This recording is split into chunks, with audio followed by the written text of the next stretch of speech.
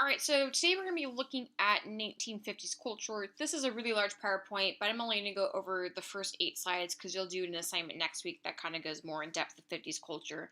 But there's a couple things that the 50s are known for. One, it's known for a really booming economy, and we're going to talk about that today. It also places a really strong emphasis on stereotypical gender roles, and we'll get into that a little bit later as to why that was the case. But there's a lot of iconic images as well as music and different styles that come out of the 50s. So anyone who's a fan of rock and roll music, rock and roll really comes to birth and really comes to life in the 1950s. Elvis Presley, Chuck Berry all become major artists. If you're a fan of the movie Grease, that's representative of 50s culture where the girls would wear the poodle skirts, the guys, if they were more of like the rebel type, would wear like the jean jackets with the white t-shirts, going to like kind of like a dining hall where you would play like music from the jukebox. That really all comes from the 1950s. And so it's iconic, I think, in terms of its style and its imagery for a lot of obvious reasons. You're also going to have a lot of iconic television shows that come out during the 1950s. I Love Lucy, one of my all-time favorites, is definitely one of them, as well as Leave It to Beaver. But the 50s culture it's definitely pretty fascinating. So 1950s prosperity, so the United States economy continued to grow after World War II due to consumer spending, and you really have to look at this as being a major difference from the 1930s. We know that during the 1930s, the United States was going through a Great Depression in which at its highest, unemployment was at 25%. People had a hard time getting jobs, feeding their families, and we saw a lot of that in the movie Cinderella Man when we were following Jim Braddock's story, who was the boxer. Once World War II happens, World War II is officially what's going to pull us out of the Great Depression. Although FDR tried with his New Deal programs, it wasn't until we entered the war that eventually things are going to get better. And especially after World War II, the economy was doing well. There's going to be a recession towards the end of the 40s, but by the time 1950 hits, the economy was booming. And really what Americans wanted to do at this point was they wanted to spend their money. A lot of the things that we would consider part of everyday life today, whether it's going to the movies, going to Disneyland, going on vacation with their family, going to Pens and Pockets to bowl, that at the time, sort of this new leisure time, was very new to Americans. But because the economy was doing so well, they basically had money to spend. And so they were indeed ready to buy consumer goods. So by the mid 1950s, nearly 60% of Americans were in the middle class.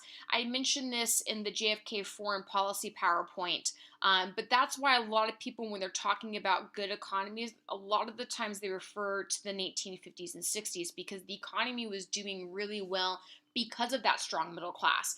Again, middle class means you're not too rich, you're not too poor, you're definitely in the middle, and you're definitely living this very comfortable lifestyle. So that American dream ideal of you have the family with the white picket fence and the dog, and you own your home, and you have your own car, that really comes from this idea of 1950s culture. But 60% middle class, it is huge, and it really is reflective of a strong economy. This year is an election year, and I guarantee you, especially with everything that's going on right now with the COVID-19 pandemic and the economy, you're going to hear a lot about strengthening the middle class or protecting the middle class, especially as November rolls around, as that's going to be a talking point for both Joe Biden as well as Donald Trump. And consumerism is buying material goods, and it definitely represents success and status, right? So if somebody has like a BMW in their driveway, you could probably assume that they're wealthy and doing well for themselves. But we really are a consumer society, especially today.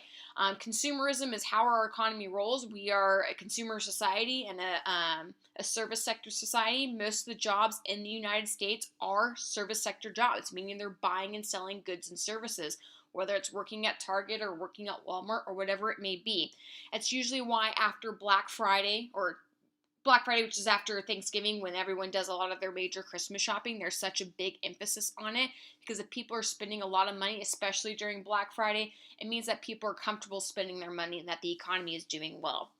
As consumerism starts to rise, however, and because more Americans are buying more goods, that means personal debt is also going to increase. I think a lot of times when we hear debt, we think that debt is bad, and to a certain extent it is, but not all debt is bad. So for instance, most of you live with your parents. Most of you probably live in a home. Most of your parents at this point do not own their home. They have either a 15 or a 30-year mortgage, and maybe they're on year 10 and they've got 20 years left to pay before they officially own the house. They're technically in debt. But if I were to tell you, hey, your parents are owning a home and they're currently 20 years to paying off their home, most of us would consider that good debt. Now, if I take my credit card and I go and spend $20,000 at Gucci, that is not good debt. That's stupid. But if I told you I have, say, $20,000 in student loan debt that's allowed me to get a college degree and become a teacher, which has a job that has benefits and all those things, most of us, again, would consider that good debt. So not all debt is bad, but that also doesn't mean that you want to just go off and spend money. You want to be careful on what you actually spend your money on. So the GI Bill is going to be really beneficial to Americans, especially during the 1950s. You obviously have a lot of Americans that are going to serve in World War II, and they're also going to serve during the Korean War, also known as the Forgotten War between 1950 and 1953. Really what the GI Bill does is provides loans to veterans to attend college, set up businesses, or buy homes. Very similar to why a lot of kids, I think, out of high school especially, want to join the military or get encouraged to join the military. Because it's like if you go and serve 4 years in the Marine Corps or the Army or the Navy or whatever, they're going to go ahead and pay for college. That's basically an example of what the GI Bill does. And many people are also going to move into suburban homes, which is what most of us live in today.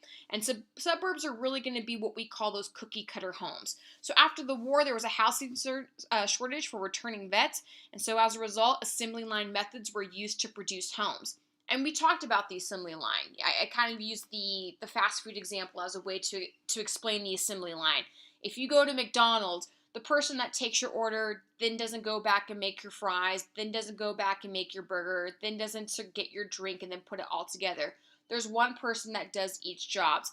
And what the real estate market sort of figured out is, hey, we can take a process like that and put it towards the creation of homes. So most of you probably live in suburban style homes, and most of you live in a tract, meaning a specific builder built that tract, and maybe there were like 3 or 4 homes in the plan, and then your parents picked which plan they liked best. So you might live in plan 2, your next door neighbor might live in plan 3, the neighbor after that might live in plan 4, and whatever it may be. Another 13 million homes that were going to be built, 85 were going to be built in the suburbs, and I would say especially in Southern California, that's how unless you're like directly in LA or something, that's what you see with a lot of the homes, is that a lot of it is definitely suburban style. You also notice that with suburb homes, they all sort of look the same. So the only kind of difference is based on how you decorate or your paint color and things like that. So this was some of the styles of suburban homes, especially during the 1950s. So, again, this, not necessarily these styles, but this idea of sort of like cookie cutter homes and just sort of mass producing homes, it definitely still exists today. So there's also going to be a really focus on redefining the family, especially during the 1950s. Because we were in the middle of the Cold War, because the United States was at war with not just the Soviet Union, but communism, there was sort of this pressure on families and people to return to traditional roles. So we know that when World War II broke out, the men are going to go off to war, but that meant that the women had to step up. So they're going to serve, in the factories. Rosie the Riveter becomes very iconic of women serving in World War II. Maybe not necessarily on the front lines, but they were nurses. They were in the factories building tanks, doing anything in order to sort of help out. Once the war ended, there was an encouragement of like, hey, thanks for doing your part, but we now want you to go back home and do what it was that you're supposed to do, quote unquote, which is you get married, you have kids, you clean the house and you cook and do all that sort of stuff. Now, did every woman do that? No, absolutely not. But because there was a fear of communism and a fear of being different, there was a focus with Americans of, hey, we really kind of want you to do the traditional route, which is man goes out, he works, the woman goes ahead and stays home. One of the magazines that really kind of put a big emphasis on this is going to be none other than Housekeeping Monthly. And this article came out on May 13th of 1955. And this is a real article. I'm not making this up at all. And every time I read this to students, they always get really shocked. But this was called The Good Wife's Guide. And if you go through and look at this, you can see all the different suggestions that it's kind of given to women as like how they can be the perfect housewife or, be the best mom and things like that. And just kind of reading through a few of them. It'll say, have dinner ready, plan ahead, even the night before, to have a delicious meal ready on time for his return. This is a way of letting him know that you have been thinking about him and are concerned about his needs. Most men are hungry when they come home, and the prospect of a good meal, especially his favorite dish, is part of the warm welcome needed. Clear away the clutter. Make one last trip through the main part of the house just before your husband arrives. Gather up school books, toys, paper, and then run a dust cloth over the tables. Be happy to see him. Greet him with a warm smile and show sincerity and your desire to please him. Make the evening his. Never complain if he comes home late or goes out to dinner or other places of entertainment without you. Instead, try to understand this world of strain and pressure and his very real need to be at home and relax. Your goal, try to make sure your home is a place of peace, order, and tranquility where your husband can renew himself in body and spirit. Don't greet him with complaints and problems. Arrange his pillow and offer to take off his shoes. Speak in a low, soothing, and pleasant voice. A good wife always knows her place. And every year, the women are like, that's ridiculous. And even some of the men are like, there is no way you're ever going to find a woman that would be okay with something like that. But again, because there was such a fear of communism in the Soviet Union and being different, the idea was like, hey, if we go back to these traditional stereotypes, then therefore we're conforming, and therefore that is okay. That's the way it should be. Because if we don't conform, then we're like communists, and we don't want to be like that.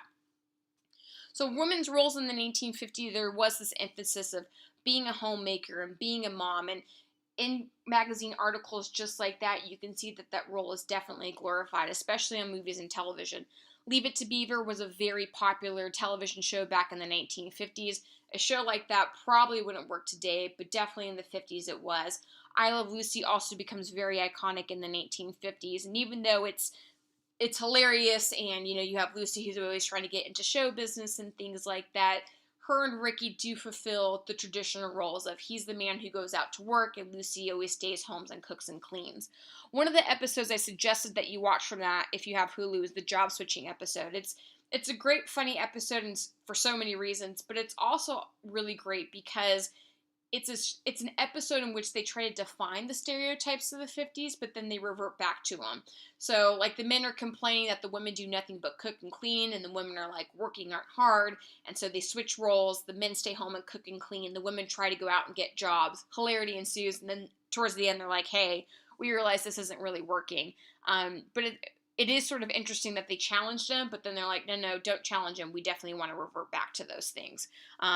But I would highly recommend that you watch an episode of I Love Lucy or even sort of look up clips because it really is such an iconic show of the 1950s.